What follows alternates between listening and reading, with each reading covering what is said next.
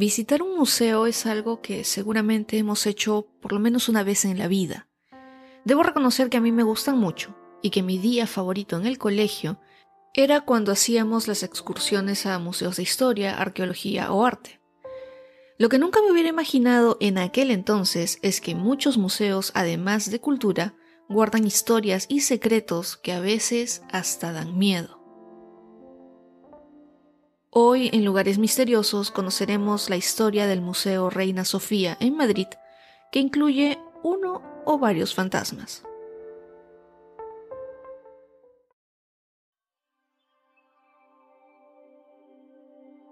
El Museo Nacional Centro de Arte Reina Sofía se inauguró en 1990 y está ubicado en la ciudad de Madrid, cerca a la estación de Atocha. Cuando se abrieron sus puertas, se esperaba que se convirtiera en un museo de arte moderno y contemporáneo de nivel internacional, lo cual ha logrado con los años. Pero el terreno donde está este museo no siempre fue pensado para albergar obras de arte importantes, sino que muchos siglos atrás, en el XVI, centralizó en lo que era el Hospital San Carlos todos los hospitales que estaban dispersos en la corte sobre el terreno que había sido un albergue de indigentes de la zona de Atocha. El edificio que se ve actualmente es obra de los arquitectos José de Hermosilla y Francisco Sabatini, y es al último a quien se le atribuye gran parte de la obra. En este gran hospital se atendió a numerosas personas a lo largo del tiempo, y muchas de ellas murieron víctimas de las enfermedades que azotaban la zona, como la peste blanca o tuberculosis. En lo que fue el nosocomio se mezclaban la sanidad, el estudio de la medicina a través de miles de autopsias y la caridad. También fue un núcleo de reclusión de dementes y niños abandonados. Durante la Guerra Civil, además de ser hospital, se convirtió en una prisión donde muchos culpables e inocentes fueron torturados y ejecutados, mientras que los cadáveres se amontonaban en cientos de pasillos. El lugar estuvo abandonado algunos años cuando los únicos visitantes eran los gatos, y esto duró hasta 1980, cuando se comenzó con la restauración, y esta duró aproximadamente 6 años, cuando se abrió como centro de arte y en 1990 se inauguró como Museo Nacional.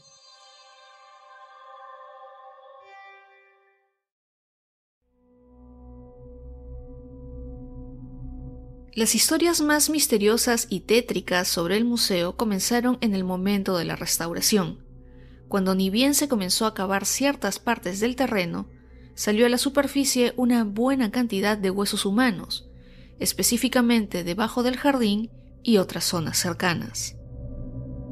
Como es de esperarse, al ser este terreno un hospital con capacidad para cientos de personas, fue el lugar de la muerte de muchos de ellos, quienes eran sepultados ahí mismo, especialmente en la época de la peste y otras epidemias. También se encontraron osarios en varias zonas del terreno, además de cadenas, grilletes y material sanitario, entre otros objetos. Es en ese momento que los obreros de la construcción comenzaron a sentir y escuchar presencias extrañas, y después también le sucedió lo mismo a trabajadores y visitantes del centro. Quienes eran testigos con más regularidad de estas presencias y sonidos eran los vigilantes del centro de arte cuando hacían sus rondas nocturnas en los sótanos. Ahí solían escuchar lamentos de ultratumba donde antes estuvo localizada una parte del hospital donde se atendían a los enfermos mentales, y es donde se escuchaban pasos en los corredores vacíos, golpes secos detrás de las paredes, y en algunos días se podía ver figuras errantes vagando por los pasillos que fueron captadas inclusive por las cámaras de seguridad. Es más, el funcionamiento de los aparatos eléctricos se vio afectado, como los ascensores, que se ponían en marcha hasta cuando estaban desconectados. También las puertas se abrían solas y otras cosas extrañas sucedían. El temor se generalizó cuando se hizo público el testimonio de funcionarios, personal laboral y otros operarios que oían impactos y hasta gemidos detrás de los estantes de la biblioteca, en oficinas y baños. Estas apariciones incluyeron las de 3 monjas con el hábito de las Hermanas de la Caridad, que avanzaban lentamente como si estuvieran en una procesión, Sus brazos estaban cruzados, vestían unas tocas blancas muy grandes y un rosario de cuentas gruesas junto a la cintura. Mientras caminaban, se escuchaba sus cánticos y el tintinear de los rosarios, y al llegar al final del pasillo, desaparecían fundiéndose en la pared y se dice que se escuchaban unas campanitas. Un grupo de empleadas de limpieza contó que cuando iniciaban su turno durante la mañana, vieron en el patio central la figura de un anciano de aspecto mesiánico sentado en una de las bancas. Tenía una barba blanca y cabello largo, lo que llamó la atención de las trabajadoras, y aunque al principio se supuso que era un mendigo que dormía buscando refugio en el museo, esto se descartó ya que lo vieron durmiendo al aire libre en pleno invierno europeo. Según los antiguos mapas, los sótanos del museo estaban conectados con el edificio del Conservatorio Superior de Música, y para cortar el paso, los pasillos y escaleras se tapiaron. Sin embargo, en ese lugar se dice que también se ha visto la presencia de un caballero vestido con ropa antigua, además de artefactos que se han prendido solos en cualquier momento. Sin embargo, una de las presencias más fuertes del Museo Reina Sofía es una con la que unos guardias nocturnos se comunicaron a través de una tabla Ouija. Durante una de las noches en las que los 4 vigilantes estaban en el museo, pusieron la punta de sus dedos sobre un vaso que estaba boca abajo. El más decidido y valiente preguntó si había alguien presente, y lo que recibieron fue silencio absoluto. Pero pocos después, el recipiente comenzó a moverse lentamente y llegó hasta el sí del tablero. Le preguntaron con voz trémula quién era y dónde estaba. El vaso se siguió moviendo a diferentes letras, comenzando con la A, la T y nuevamente la A. El ambiente se sentía muy cargado y este ente contó una historia a través del tablero. Mi nombre es Ata y soy un paciente del hospital. Soy un loco peligroso y un asesino. La conmoción y el susto eran inevitables, los mismos que aumentaron cuando 2 golpes secos en la pared hicieron que los 4 guardias salieran del lugar rápidamente. Al parecer, el extraño visitante se acababa de manifestar, y cuando pasó el susto, los trabajadores regresaron a ese lugar, y el jefe de los guardias, haciendo uso de su conocido sentido del humor, dijo que el espíritu era Ataulfo, y así quedó bautizado. Esa misma noche intentaron comunicarse nuevamente con Ataulfo, quien les dijo, y cito, «Un día de estos vas a tener una gran desgracia. Prepárate». En ese momento, los 4 se miraron ya que el espíritu no dijo de quién estaba hablando, y recién ahí decidieron darle fin al juego. Pocos días después, el familiar de uno de los guardias murió en un trágico accidente de tránsito.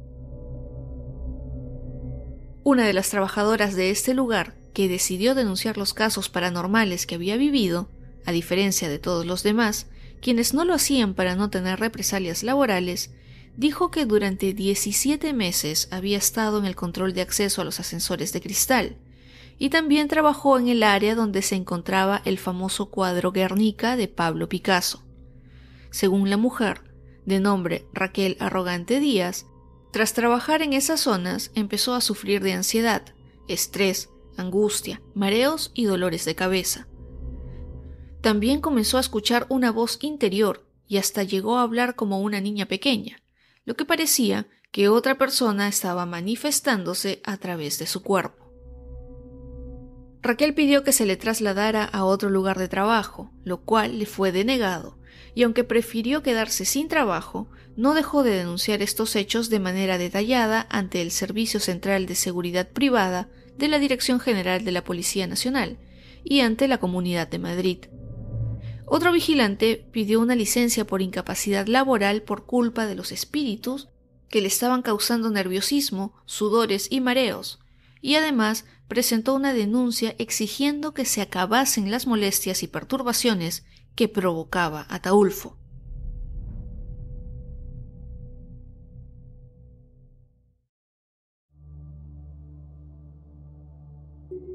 La situación se estaba saliendo de control, y es cuando la directora del museo, María Corral, decide solicitar la ayuda del grupo EPTA, que se dedicaba a la investigación de fenómenos paranormales. A principios de 1992, el equipo investigador liderado por el sacerdote José María Pilón recorrió pasillos subterráneos, criptas y muros tratando de desentrañar el misterio junto al arquitecto Jaime de Alvear, los físicos Lorenzo Plaza y José Luis Ramos, la periodista Sol Blanco Soler, entre otras personas. Este equipo realizó mediciones de campos electromagnéticos buscando cualquier anomalía y en algunas de las fotos que se tomaron se pudieron apreciar globos de luz de una tonalidad verdosa. Y como era de esperarse, en el sótano fue donde se pudo sentir más actividad paranormal, ya que antiguamente era donde estaba la capilla y donde se habían realizado enterramientos, y con el tiempo se convirtió en un cementerio que tiene una energía especial que algunas personas definieron como negativa. La investigación continuó y el equipo descubrió que detrás de una pared del almacén de pinturas había cuerpos enterrados en unos nichos. Fernando Hernández, el jefe de seguridad, hizo un agujero y pudieron leer las lápidas con los nombres de Gonzalo Peña Carrillo, capellán del Rey y de su Orden de Santiago, Bernardino de Oregón, el fundador de los hospitales de convalecientes, y María Antonia Barrera Sotomayor, benefactora de obras sociales. Antes de todo esto ya se habían encontrado los restos de 3 monjas que habían sido enterradas bajo la capilla, y gracias a la fría temperatura del lugar, los cuerpos se mantuvieron en buen estado. Sin embargo, algo con lo que no contaban los investigadores es que mientras estaban en el museo, uno de los ascensores se pusiera en actividad a pesar de estar apagado, y que además se le haya bloqueado la energía eléctrica. Esto fue comprobado por los investigadores en el cuarto de máquinas. El equipo EPTA terminó la investigación y entregó un informe que no se hizo público a pedido de la dirección del museo, pero eso no evitó que los fenómenos continuaran y que el malestar de los trabajadores creciera. Es por eso que años después, el nuevo responsable de la institución, José Guirao, decidiera que se hiciera una nueva investigación en 1995 con el mismo grupo de expertos que la vez anterior.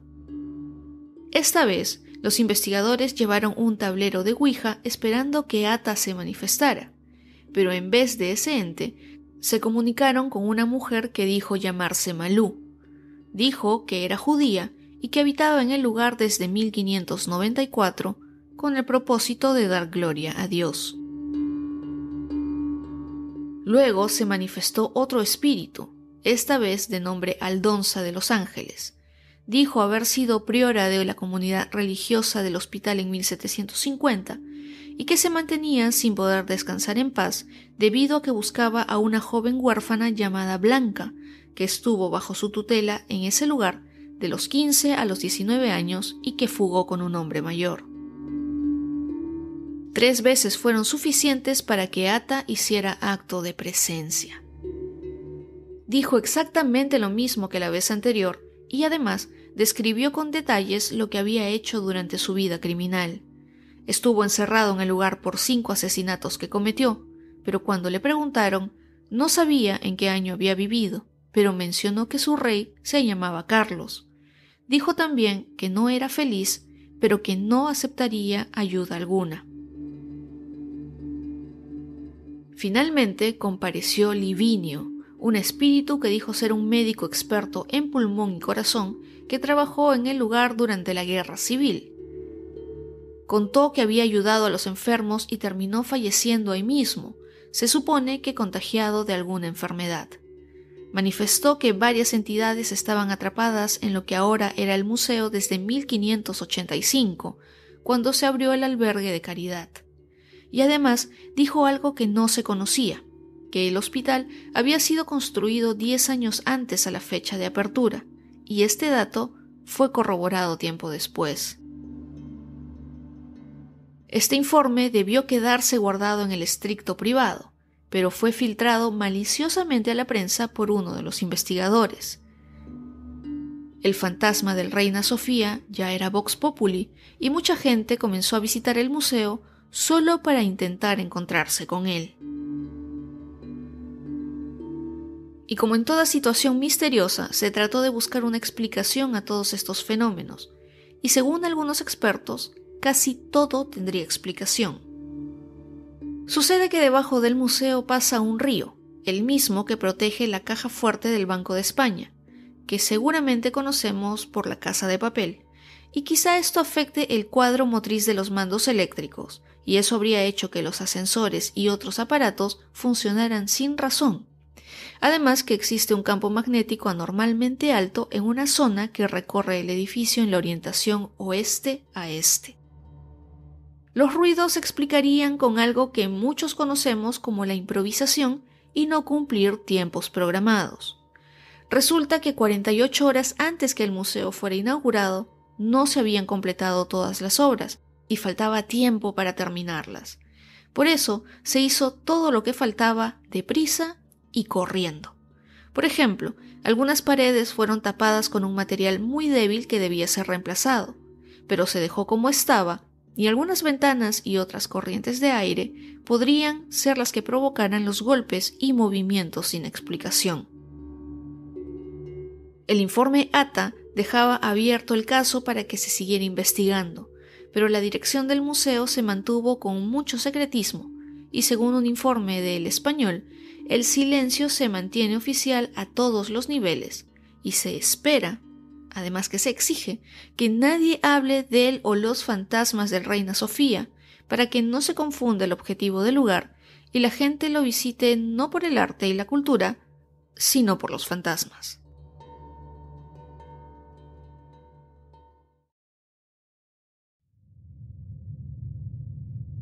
Los fenómenos paranormales en el Reina Sofía no solo están relacionados con lo que ha pasado en siglos anteriores, sino también con algunas obras de arte. Según el medio de prensa El Español, un fotógrafo fue autorizado a fotografiar la famosa obra de arte Guernica de Pablo Picasso en una sala totalmente vacía. Cuando reveló la película, en una de las fotos se veía el cuadro y justo delante de él la figura de un hombre que estaba de pie, pero cuando se tomó la foto solo estaban el fotógrafo y el vigilante de la sala, que bajo ninguna circunstancia estaba cerca a la obra de arte. Cuando otro reportero gráfico, José Pastor, fue a tomar una foto del cuadro, volvió a repetirse el fenómeno que algunas personas dicen es la figura de Picasso frente a su obra. Esta obra de arte no es la única que tiene un halo de misterio, y es por eso que en el episodio extra les contaré la historia de 5 pinturas que se consideran malditas. No se pierdan este video en exclusiva en YouTube.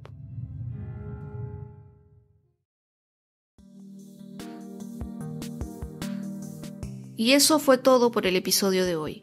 Cuéntenme en @lugaresmisteriosos el podcast si les gustó el episodio y recuerden compartirlo en sus redes sociales para que este contenido llegue a más personas. No se olviden de suscribirse en Spotify y YouTube, además de darle clic a la campanita para que las plataformas les avisen cada vez que hay un episodio nuevo. Y si quieren, pueden dejarle 5 estrellas al podcast en Spotify. Yo soy Jacqueline Isa y como siempre, nos encontramos en otros lugares misteriosos muy pronto.